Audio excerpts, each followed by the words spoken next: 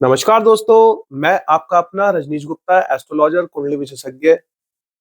आज आपसे बात करूंगा हेल्थ इन एस्ट्रोलॉजी। क्या-क्या चीजें, क्योंकि अधिकतर लोगों का ये क्वेश्चन रहता है कि हमारी कुंडली में हम कैसे देखें हेल्थ के बारे में और उसे कैसे इंप्रूव कर सकते हैं।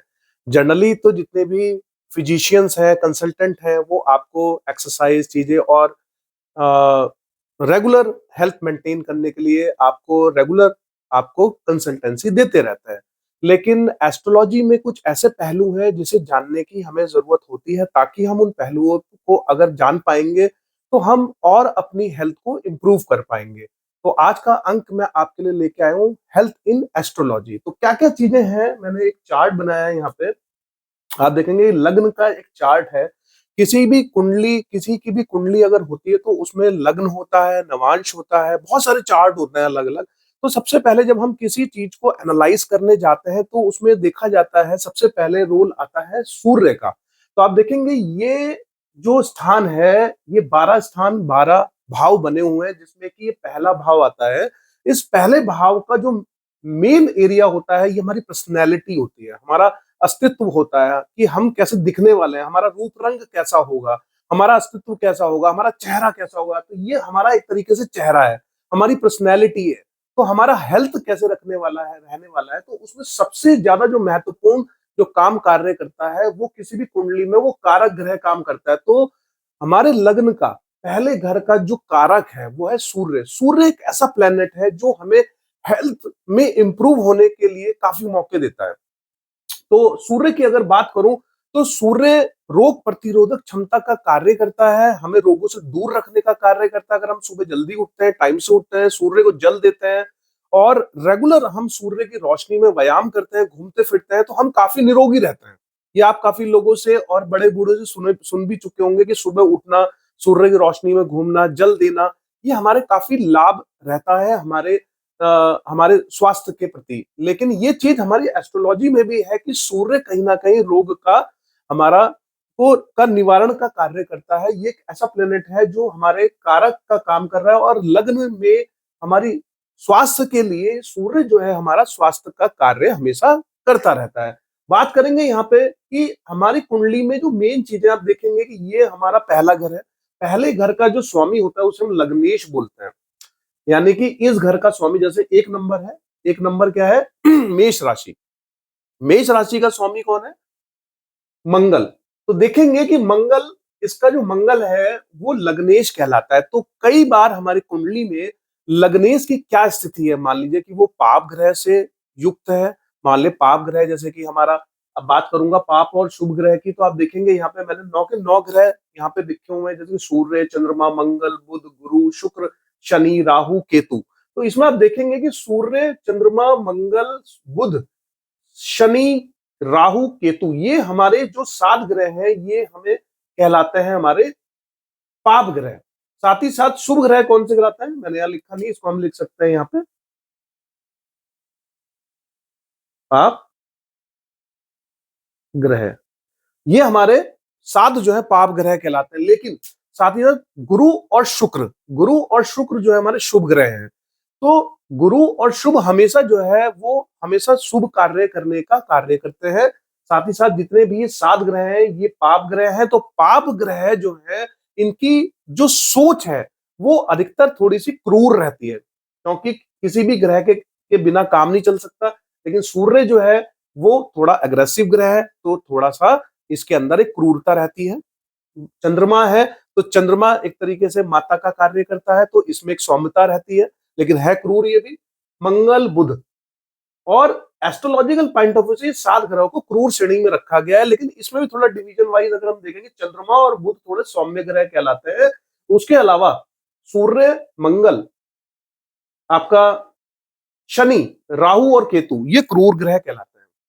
अगर किसी की कुंडली में आप देखेंगे, अगर किसी की कुंडली में लग्नेश अगर किसी भी पाप ग्रह से दृष्ट है, जैसे फॉर एग्जांपल शनि से दृष्ट है, राहु से दृष्ट है, केतु से दृष्ट है, सूर्य से दृष्ट है, और तो चंद्रमा और बुध तो शुभ की श्रेणी में थोड़ा सा आ जाते हैं, लेकिन एस्ट्रोलॉजी पॉइंट ऑफ व्यू से ये भी अशुभ कहलाते हैं, लेकिन कहीं ना कहीं सौम्य ग्रह हैं।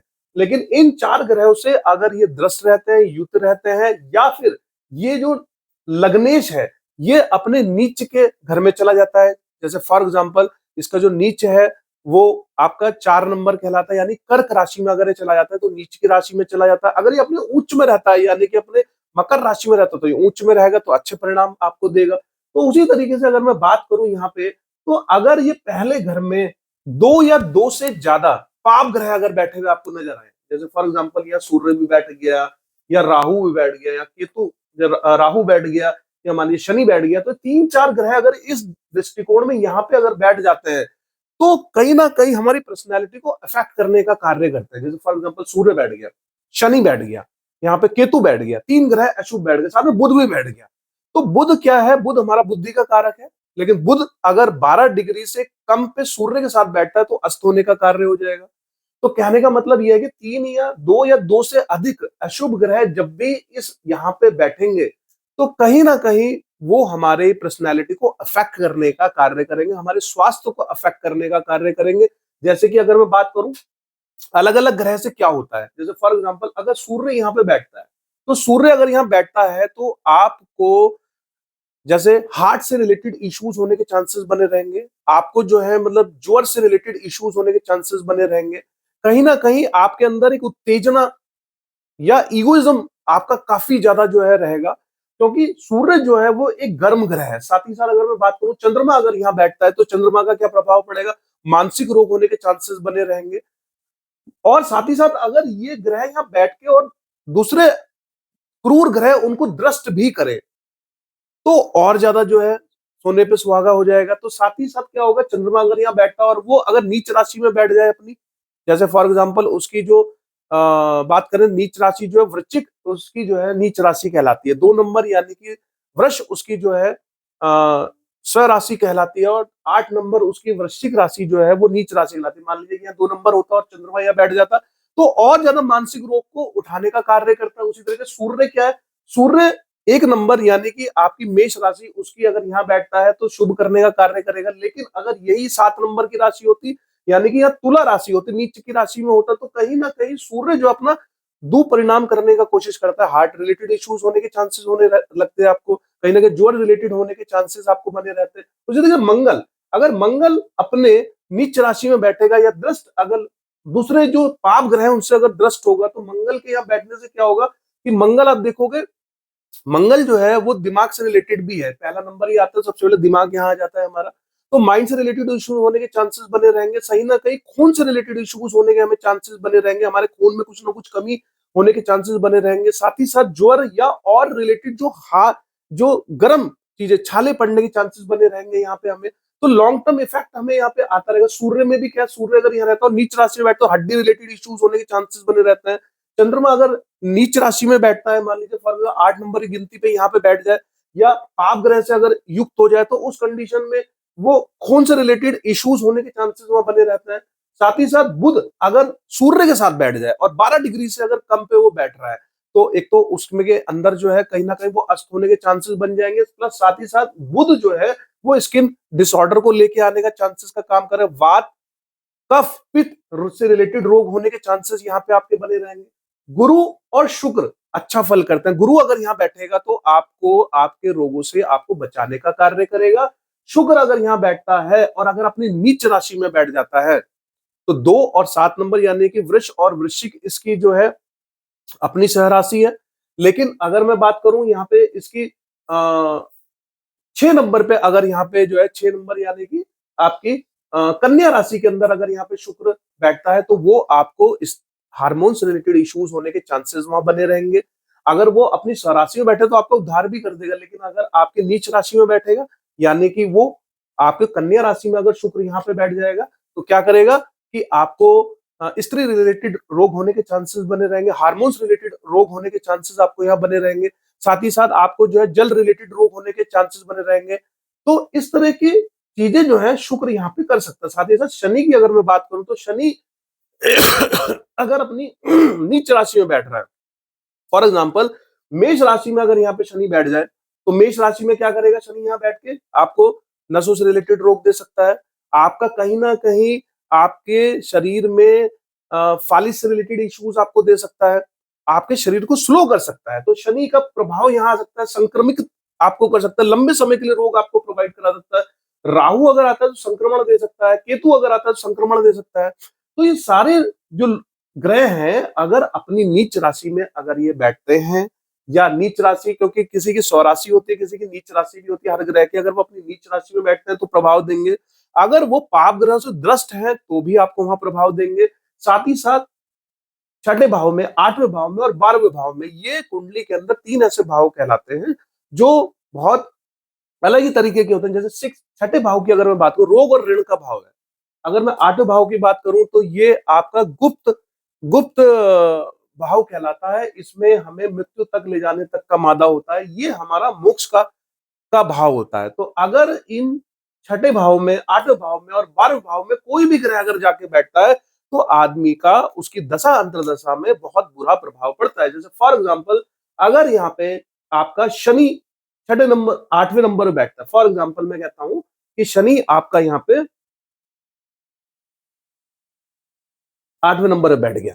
शनि अगर यहाँ पे आपका आठवें नंबर पे बैठ जाता है तो जब शनि की दशा अंतरदशा आएगी तो आपका जीवन कष्टों से उस समय पे भर जाएगा। आपको जो है शनि रिलेटेड इश्यूज होने के चांसेस, उम्र को बढ़ा देगा शनि यहाँ पे, क्योंकि शनि का ये स्वयं का घर है, स्वयं का कारक घर है अपना।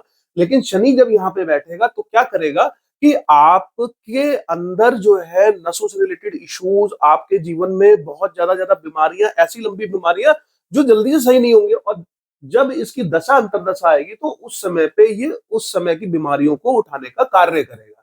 साथ ही साथ इस भाव में अगर आप बैठते हैं तो रोग और ऋण, यानी कि आपको फॉर एग्जाम्पल अगर चंद्रमा इस स्थान में बैठ जाता है, और खास तौर से चंद्रमा अगर अपनी नीच राशि में बैठता है, यानी वृश्चिक राशि के अंदर अगर यहाँ पे बैठ जाता है चंद्रमा छठे भाव के अंदर, तो आप देखेंगे आपका मन जो है बहुत ज्यादा प्रभावित होगा। आपको मेंटली डिसऑर्डर्स होने के चांसेस बने रहेंगे, आप बहुत ज्यादा प्रभावित रहोगे उस समय में। साथ ही साथ अगर उस कंडीशन में राहु या केतु इस कंडीशन में यहाँ बैठता है तो आपको संक्रमण होने के चांसेस बने रहते हैं यहाँ पे। साथ ही साथ इस स्थान में अगर बैठता है, ये आपका 12वां भाव होता है। तो ओवरऑल की अगर मैं बात करूं तो आप देखेंगे कि अगर ये जैसे लग्नेश है, लग्नेश आपका मेष राशि, मंगल, मंगल अगर ये यहाँ पे जाके बैठ जाता है तो जब दशा अंतरदशा आएगी तो आपको यहाँ पे प्रभाव कहीं ना कहीं झेलने पड़ेंगे। अब बात करते हैं कि हम इन प्रभावों को कैसे, हमने देखना तो सीख लिया कि कैसे कैसे किस किस प्लेनेट के थ्रू हमें क्या क्या चीजें यहाँ पे मिल रही हैं। लेकिन अगर हमें अपने हेल्थ को इम्प्रूव करना है तो हेल्थ को इम्प्रूव करने के लिए हमें सूर्य और गुरु पे ध्यान देना पड़ेगा। सूर्य कहता है हमें सुबह जल्दी उठना है, एक्सरसाइज पे स्पेशल ध्यान देना है। आप अगर सुबह सूर्य से निकलने से पहले टाइम से अगर उठते हैं और सूर्य को अगर जल नहीं भी देते हैं, उसकी सूर्य की रोशनी में अगर आप घूमते हैं, प्रॉपर एक्सरसाइज करते हैं, अपने खाने पीने में ध्यान देते हैं, नमक का सेवन कम करते हैं, तो कहीं ना कहीं आपकी हेल्थ इंप्रूव्ड रहती है। लेकिन अगर आपके पहले घर में दो या दो से अधिक ग्रह, क्रूर ग्रह अगर बैठे हुए हैं तो कहीं ना कहीं आपके हेल्थ में कुछ ना कुछ इश्यूज वहां पे होने रहेंगे ही रहेंगे। उसको हम इंप्रूव कर सकते हैं, खत्म नहीं कर सकते। तो उस कंडीशन में हमें सूर्य के लिए सचेत रहना चाहिए। साथ ही साथ गुरु के लिए, गुरु भी दूसरा एक ऐसा प्लेनेट है जो रोग प्रतिरोधक क्षमता का कार्य करता है। सेकंड नंबर पर गुरु आता है। तो गुरु अगर इस भाव में बैठते हैं तो आपके हेल्थ को इंप्रूव कर देते हैं। लेकिन हमें अपने खाने पे कंट्रोल करना चाहिए, क्योंकि गुरु का नेचर जो होता है ज्ञान की तरफ होता है, वो ज्ञान की तरफ आपको लेके जाने का कार्य करते हैं। स्ट्रिक्ट रहता है, लेकिन कहीं ना कहीं अगर हम, गुरु को अच्छा खाना भी पसंद होता है, तो उस कंडीशन में अगर हम अपने खाने पे कंट्रोल नहीं करेंगे तो हमारा बीपी, शुगर और हमारी ये रक्त से रिलेटेड इश्यूज होने के चांसेस हमें वहां पे बने रहते हैं। ओवरऑल मेरा जो पर्पस था आप लोगों को यहाँ पे बताने का, वो यही था कि कुंडली में हम किस तरीके से देखें। साथ ही साथ ये तो हमारी लग्न कुंडली हो गई। बात करते हैं हमारा D10 चार्ट के बारे में। D10 D10 चार्ट के अंदर, यानी कि दशमेश, जिस तरीके से आपका D9 चार्ट होता है उसी तरीके से D10 चार्ट होता है। तो हम जब भी D10 नहीं, सॉरी, हमें स्वास्थ्य के लिए D27 चार्ट को हमें देखना पड़ेगा। D10 नहीं हमें देखना है, D27 देखना है। D27 के अंदर अगर हम D10 की जगह बात करते हैं, सॉरी, हम बात करते हैं D27। तो D27 जो है बलाबल का होता है, और बलाबल के अंदर जब हम स्वास्थ्य की बात करते हैं तो उस कंडीशन में इस पॉइंट से लेके हम इसे यहाँ पे चेक करते हैं। जैसे फॉर एग्जांपल मान लीजिए कि ये आपका D27 चार्ट है आपका, और D27 चार्ट जो हमारा बल है वो हमें कैसे पता लगेगा कि इस स्थान में, फॉर एग्जांपल इस स्थान के अंदर हमारा हेल्थ, अगर हम हेल्थ की बात यहाँ पे कर रहे हैं तो हेल्थ में हम देखेंगे कि हमारे इस स्थान के अंदर, सॉरी, इस स्थान के अंदर हेल्थ में कौन कौन सी चीजें बैठी हैं, और यहाँ पे जो दृष्टिकोण हमने यहाँ पे अप्लाई किया तो वही दृष्टिकोण हम यहाँ पे भी अप्लाई करके देखेंगे। इन जगह को देखेंगे, यहाँ पे छठे और आठवें भाव को देखेंगे, प्लस इस स्थान को भी देखेंगे। तो इसका एक्सटेंशन वर्जन जो है वो बलाबल का D27 चार्ट है। D27 चार्ट के अंदर और भी एक्सपैंड वे में हम अपने स्वास्थ्य को और अपने बल को हम चेक कर सकते हैं कि वो क्या स्थितियां हैं जिससे कि हम और इंप्रूव अपनी हेल्थ को कहीं ना कहीं कर पाएंगे। अगर हमें समय से पहले चीजों के बारे में पता लग जाए तो हम उनका निवारण कर सकते हैं, क्योंकि जब दशा अंतर्दशा आती है तो हमें स्पष्ट रूप से वहां पे समझ में आने लगता है कि किस तरीके से हमारा स्वास्थ्य अफेक्ट करेगा। तो टाइमली अगर हम उसे जांच कराते हैं और सही कंसल्टेंसी लेते हैं डॉक्टर के पास जाके, तो हम उन रोगों से कहीं ना कहीं सही हो पाता है। तो मेरा वीडियो आपको अच्छा लगा होगा, प्लीज इसे लाइक करें, सब्सक्राइब करें, और कोई भी क्वेश्चंस आपके हो तो हमें कमेंट्स में डालें, हम उन क्वेश्चनों का आंसर देंगे। अगर आपको अपनी कुंडली से रिलेटेड कोई भी जानकारी लेनी हो तो आप हमारे दिए गए नंबरों पे बात करें, हम आपको प्रॉपर तरीके से उसका आंसर प्रोवाइड कराने की कोशिश करेंगे। आपका दिन मंगल में रहे। धन्यवाद।